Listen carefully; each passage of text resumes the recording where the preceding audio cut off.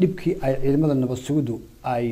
u geysteen iyo sida loo jir dilay bal marka hore daawasho wanaagsan. bismillaah assalaamu calaykum anigoo ah magacayga Farxiye Maxamed kasoo jeedo gobolka Gada gaar ahaan degmada Dowlad Soomaali waxaan rabaa inaan ka hadlo dhibaatadii ay noo geysteen dadka ay soo dirtay dawladda u soo dirtay gobolka Gada gaar ahaan degmada Dowlad Soomaali dhibaatadii ay noo geysteen markaan ka bilaabo dhibaatadeeda meesha ka bilaabatay galabgabaha ka tilmaaman 10 saac bar ayaa waxa la igu imaaday gurigeyga waxa la igu yiri ilmahaaga la bax maxaan ku dhahay markaan guriga hooyaday baan aaday markaan ku soo laabtay guriga maalinka ku xigtay aan ku yiri ilmaha dharkooda iyo caanahooda guriga iga jireen hal ay siiyo waxa la igu yiri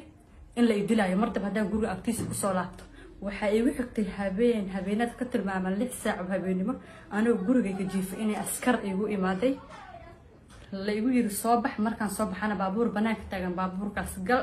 markaan weydiiyay sababta aan ku galaayo baabuurkaas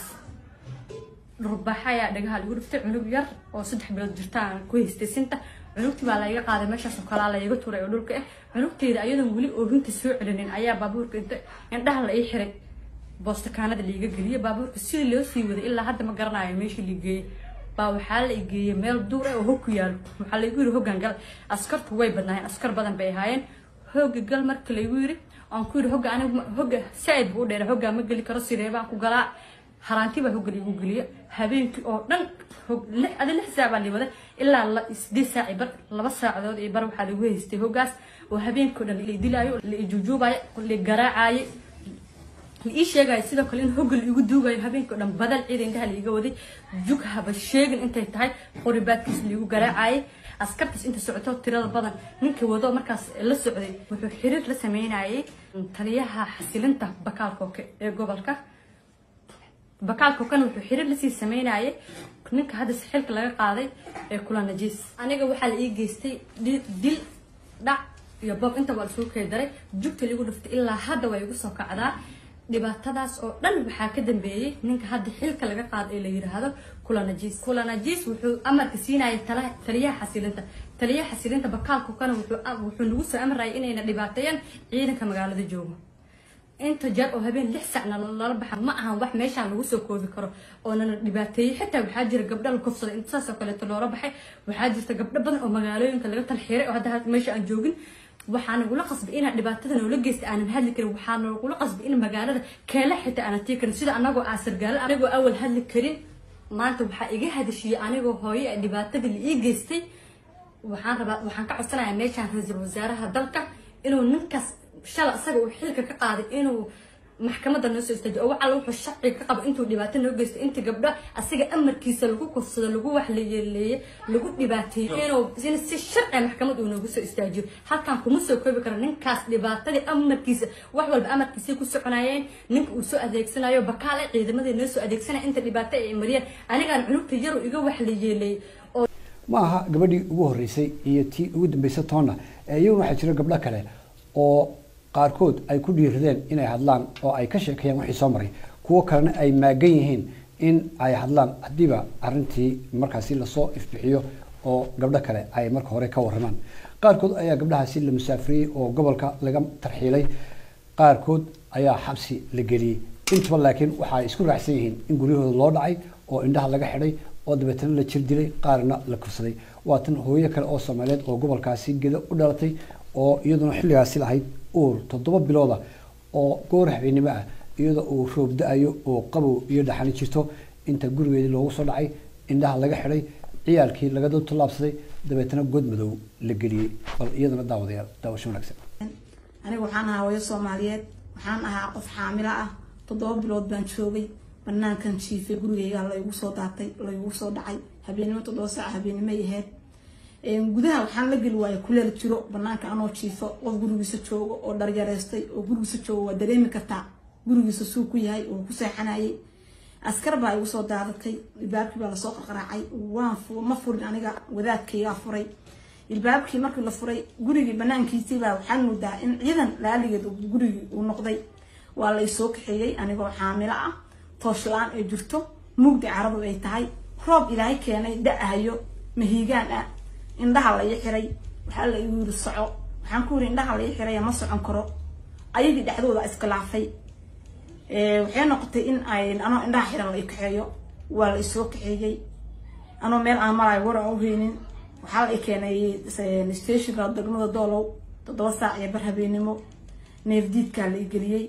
anoo 7 bilood oo xaamil ah weligeed caalamka ma dhicin qof 7 bilood xaamil oo joogo oo dumar ah in neefdiid la geliyo 7 saac habeenimo la ii geliyay habeenkii maalintii 7 saac laga bixiyo ma dhicin waxaa sameeyay dawladda federaalka Soomaaliya niman ka socdo oo sheeganayo heetal ah nabad sugid oo hadda ninkan xilka laga qaaday oo la dhaho kulana cheese uu hogaaminayo ku adeeganayo nin la dhaho Bakaal Kooke oo sheeganayo taliyaha xasilinta gobolka Gado sheeganayo wuxuu sameeyay ninkaas sareeyo hadda laga qaaday xilka baa ninkan Bakaal Kooke soo adeegsaday